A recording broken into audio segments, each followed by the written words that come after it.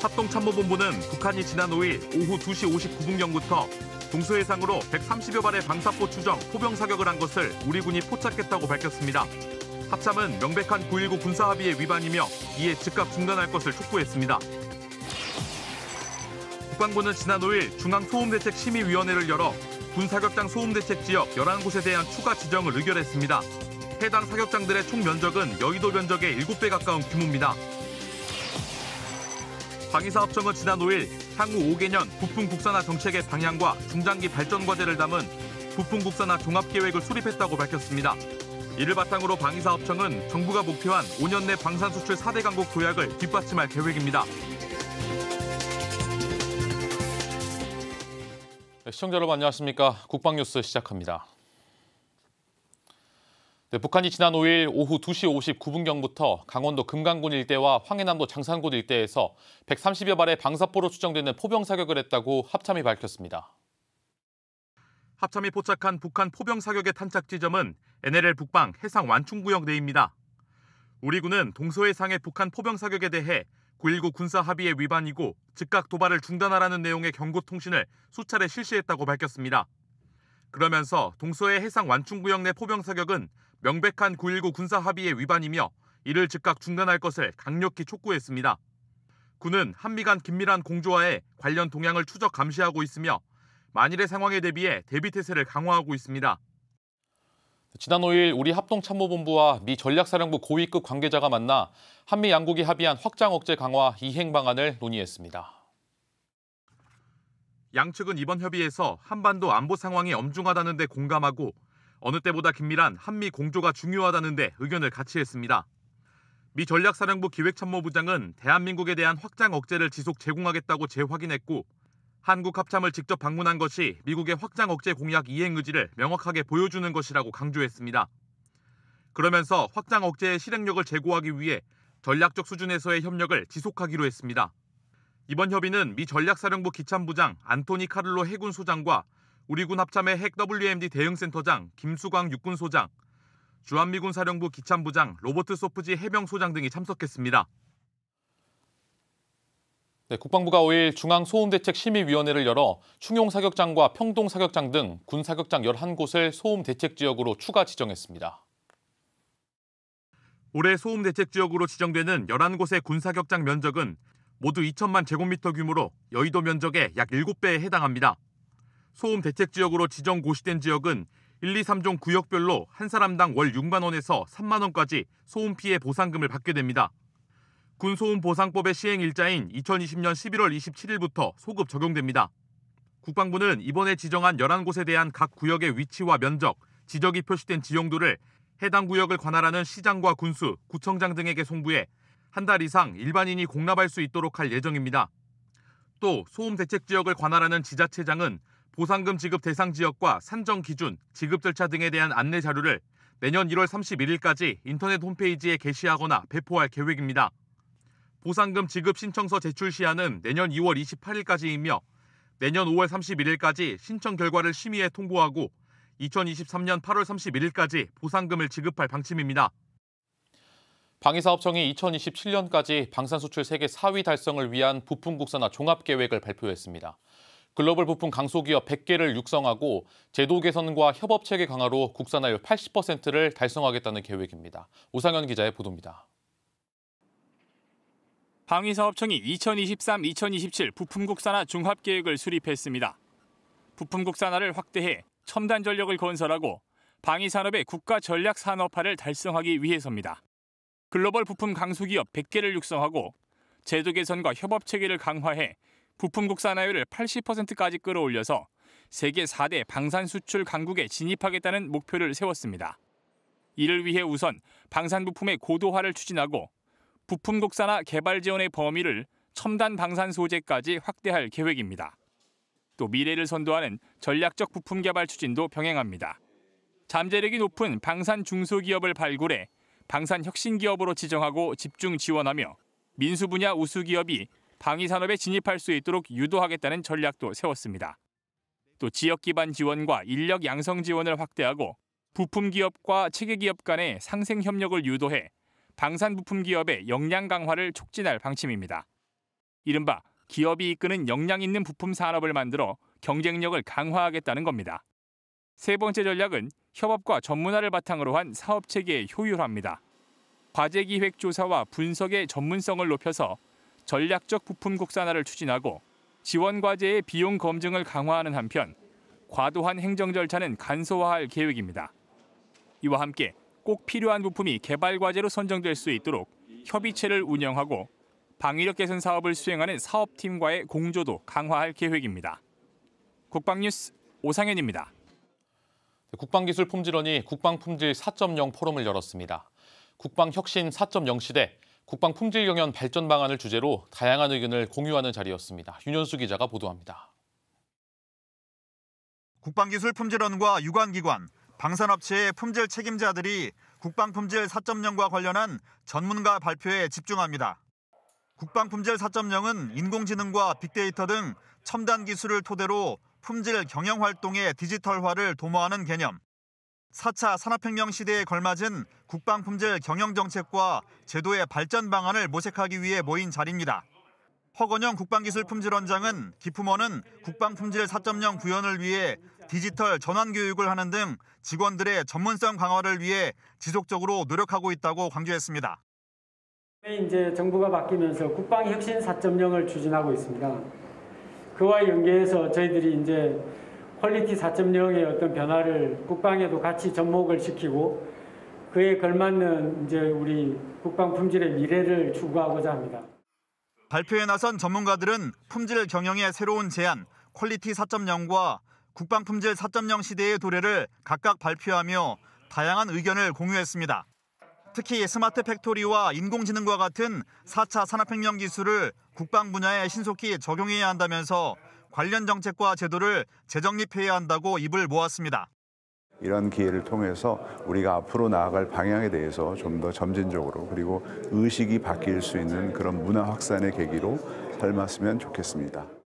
전문가들은 특히 새로운 무기 체계에 대한 품질 관리 기법에 대해서도 논의하며 최상의 국방 품질 관리 역량을 확보해야 한다고 말했습니다. 4차 산업혁명 기술을 활용하여 전투에서 승리할 수 있는 품질의 무기를 확보하고 방위산업 경쟁력 강화를 위해 기업, 관, 군이 협력하여 지속적인 품질 성장을 추진하는 것이 필요하다고 보며 이것을 국방 품질 4.0으로 정의하였습니다. 그리고 성공적인 국방 품질 4.0을 달성하기 위해 품질 정책, 제도, 인프라, 인력 양성의 관점에서 발전이 필요합니다. 기품원은 국방 품질 4.0 구현을 위해 관련 교육과 포럼을 지속적으로 마련하고 향후 군수품 품질의 발전을 위해 최선을 다할 방침입니다. 국방뉴스 윤여수입니다. 해군이 제주 해군기지 7기동전단에 네이비 AI 허브를 열었습니다.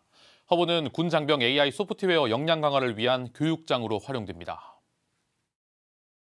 네이비 AI 허브는 모두 3개의 컨테이너 건물을 활용하고 있으며 장병들의 AI 소프트웨어 교육의 몰입도를 높일 수 있는 첨단 시설과 장비들이 구축되어 있습니다. 최대 30명을 동시에 수용할 수 있는 교육장에는 장병들이 AI 과학기술 기반의 해양 강군으로 거듭날 수 있는 환경이 조성됐습니다. 장병들은 시공간에 제약이 없는 온라인에서 작업물에 대한 전문가 피드백 등 양방향 교육을 받게 됩니다. 또한 우수 수료생에게는 관련 자격증 취득 비용 지원 등의 혜택도 주어집니다. 전역 후에는 취업과 창업 프로그램과 연계한 교육을 최대 8개월간 무료로 지원받음으로써 디지털 인재로 자리매김하게 됩니다. 이종호 해군참모총장은 해안 유무인 복합체계 네이비시 고스트 구축의 성공 열쇠는 장병들의 AI 소프트웨어 역량이라며 본 교육장이 해양 강군 건설의 출발점이 되기를 바랐습니다. 군 장병 AI 소프트웨어 역량 강화 사업은 지난 6월부터 시행되고 있으며 각 군은 장병들에게 기본 소양 교육부터 머신러닝, 딥러닝까지 수준별 맞춤 교육 과정을 제공하고 있습니다. 공군 38 전투비행전대가 전투체력 경연대회를 열었습니다. 장병들은 개인 체력과 전투 능력을 높이고 팀 단위 과제 수행으로 팀워크를 다지기도 했습니다. 유지훈 기자입니다. 철봉에 매달려 양 무릎을 팔꿈치에 닿게 하는 레그턱 100개부터 팀원끼리 협동심이 요구되는 타이어 뒤집기까지 체력과 팀워크 향상에 여념이 없는 가운데 전대장부터 이등병까지 예외는 없습니다. 공군 38 전투비행 전대가 장병 개인 체력과 전투 능력 향상을 위해 개최한 전투체력 경연대회 현장. 대회는 각 예하 부대에서 7명씩 42명이 참가해 전력 질주 왕복 달리기를 시작으로 더미 후송하기, 타이어 뒤집기 등 4개 종목을 얼마나 빠르고 정확하게 수행하는지 평가하는 방식으로 진행됐습니다. 이어진 신분별 경기에서는 장교팀과 부사관팀, 병사 및 군무원팀이 현장에서 무작위로 구성되어 동일한 경기 방식으로 자웅을 겨뤘습니다. 경기 종료 후 바로 진행된 시상식에서 1위는 기지대대, 2위는 군수대대 A팀, 3위는 군사경찰대가 각각 차지했습니다. 공군 38 전투비행 전대는 체력이 전투력의 근간인 만큼 앞으로도 창의적인 기획으로 실전적 부대 훈련을 계속해 나가겠다고 밝혔습니다. 국방뉴스 유지훈입니다. 네, 얼마 전 크리스마스 공수작전에 우리 공군이 참여한다는 소식 전해드렸습니다. 지난 4일 본훈련이 시작되고 한미 장병들은 태평양 섬 지역의 생필품을 공중 투하했습니다. 정비영 기자입니다.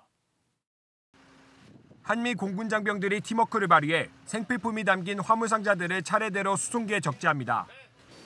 저고도로 비행하며 정성스럽게 준비한 크리스마스 선물을 괌 남쪽의 마이크로네시아 지역 섬 해변에 공중 투하합니다.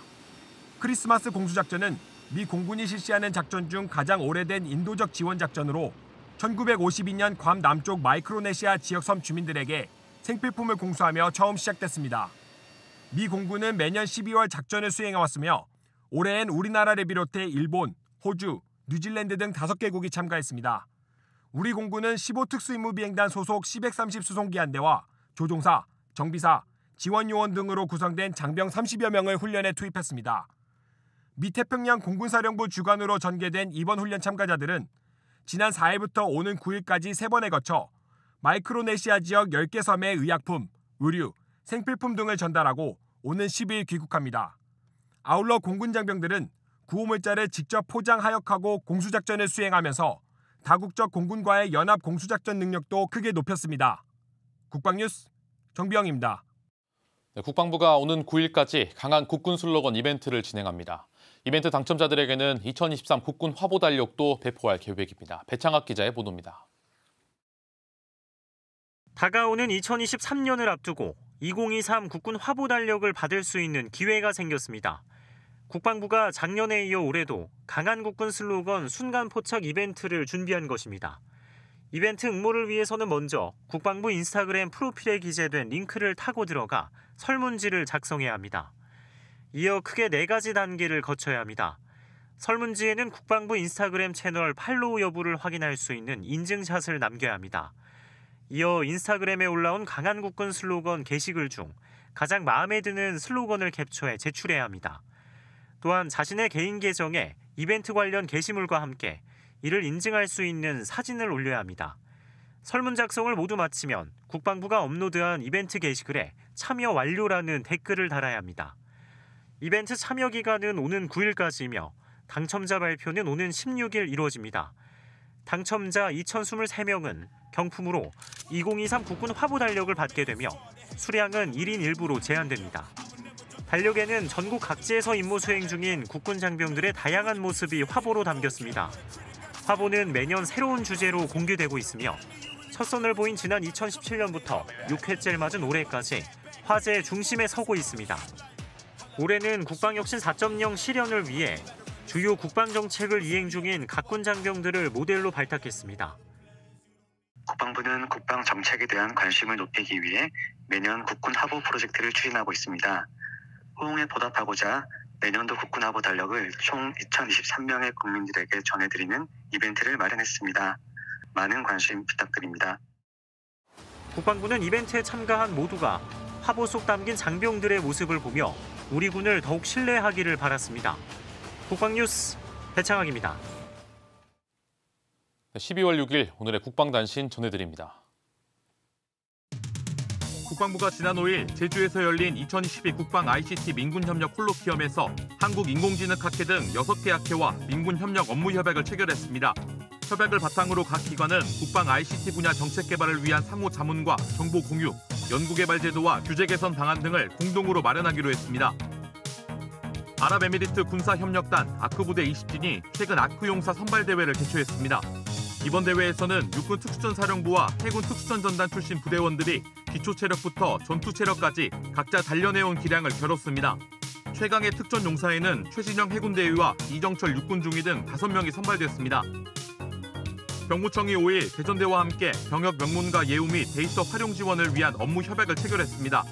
협약에 따라 병역 명문가는 대전대 한방병원 진료 시 할인 혜택을 받을 수 있고 병무청은 보유한 데이터를 한국데이터산업진흥원을 통해 대전대 한방병원에 제공하기로 했습니다.